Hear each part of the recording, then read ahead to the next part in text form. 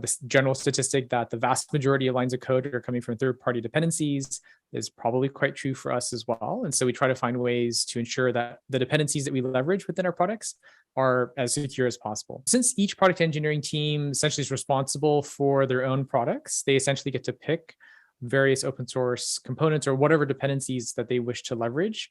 And there's the standard assessments to ensure there's no kind of open source policy or licensing issues. But beyond that, generally each team is permitted or they have the freedom to pick what makes the most sense for them. So we noticed this became a challenge in particular where Log4Shell became an issue. And there were some conversations with teams of should they keep upgrading to the latest versions of Log4Shell or should they switch to a different version like Log4Back?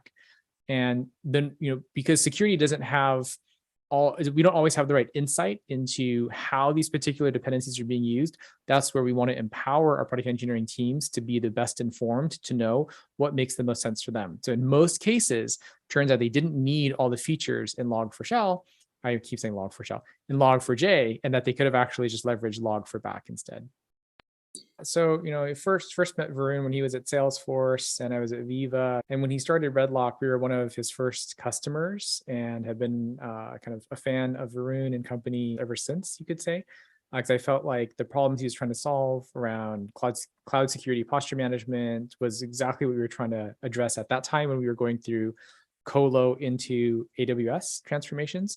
And then after seeing Varun's growth at Palo Alto Networks and the amount of exposure he's gotten and kind of pulse of what the customers are dealing with, I felt like he really had a good idea of the specific pain points and opportunities that were out there. So when he then launched Endor, and at least the initial ideas back then, I felt like he, if anybody, would have like one of the highest odds of path to success to trying to really raise that security bar and help all of the different security teams that are out there in protecting our own products and services against our common adversaries.